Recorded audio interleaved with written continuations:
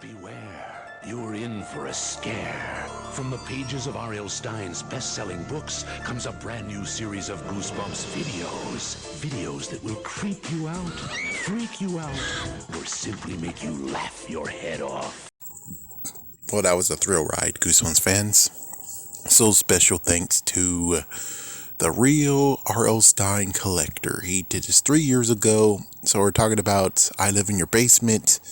Just a spin-off before, well, yeah, and I think at this point I'm going to stop because, oh my gosh, this is really stretching my brain out. So here's my few questions. Number one, does it occur to anyone that Kevin is a shapeshifter? I'm pretty sure he might be a shapeshifter. It's either that or he messes with people's minds, not only in their dreams, but he can also mess with their minds in real life. But I'm pretty sure dream-wise, he's able to do whatever he wants.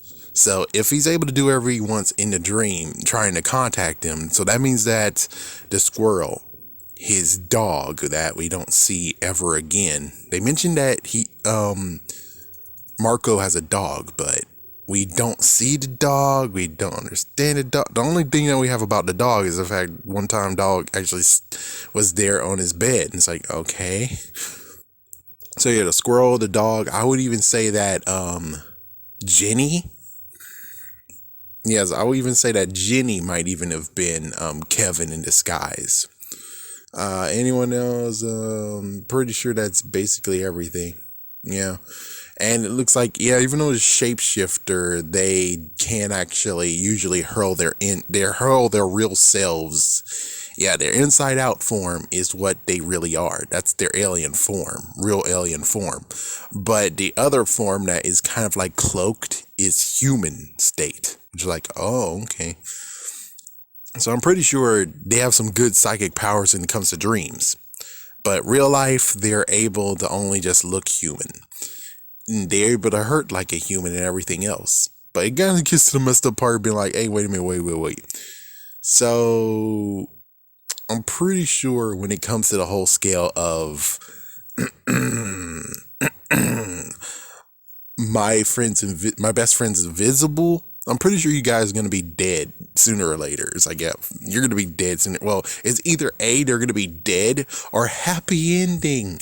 When the aliens take over, they'll be like, hey. And it's like, they get to live in the basement now, or they get to live among the people because the aliens of my best friend's invisible took over the world. The only question will have to be the fact of, well, how many more are these? Aliens are these?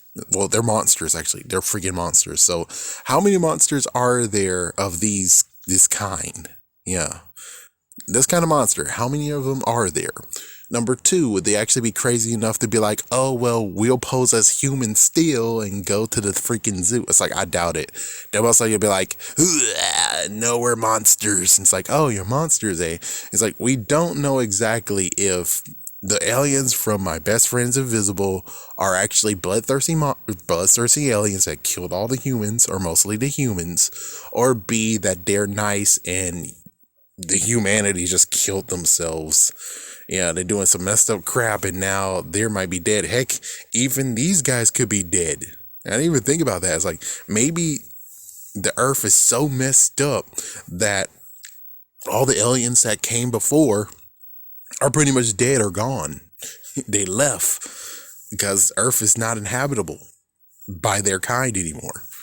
Who knows?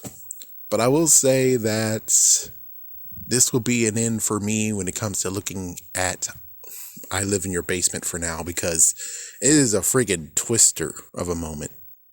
It's like, so we had Marco, and then eventually it cut in between, and now it is Kevin. Yeah, it seems like he took the hit for he took the hit for Marco. So that means that when Jenny was swinging the freaking thing, but it's like, even then it's like, okay, well, who had the bat?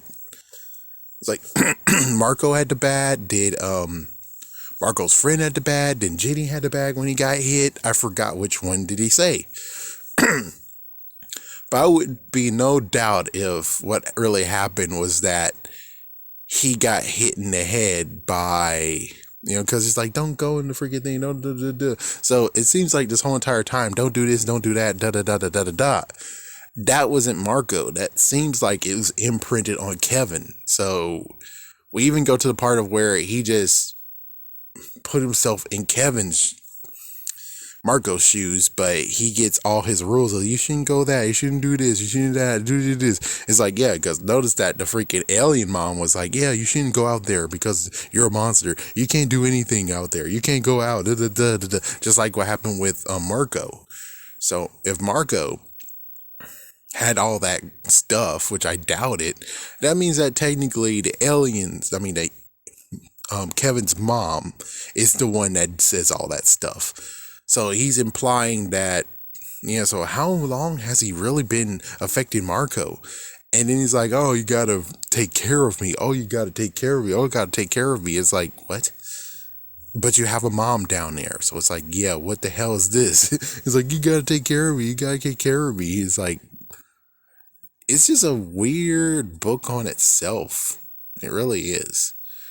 It's like, I'm pretty sure maybe he's firing some messed up stuff going on, and maybe he just trapped Marco in a dream, and since he got hurt, that Marco got absorbed in the dream and all that happened. But the good news is that he won't remember a single thing. But hey, it looks like Marco, however, and the only messed up part about the whole thing of, he has psychic powers, even when they're awake, he has psychic powers.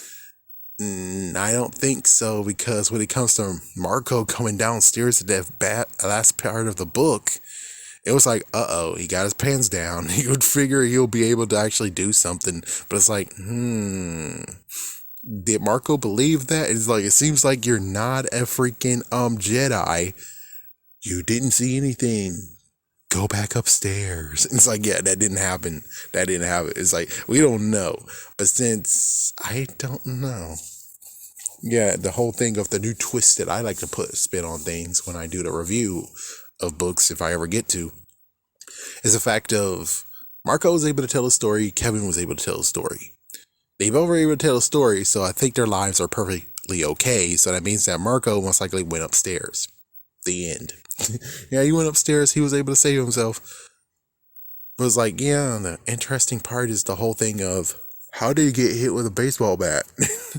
Yeah, and then he said something about that Marco did some messed up stuff to him and stuff like that. So I guess he might have used some kind of like calling out.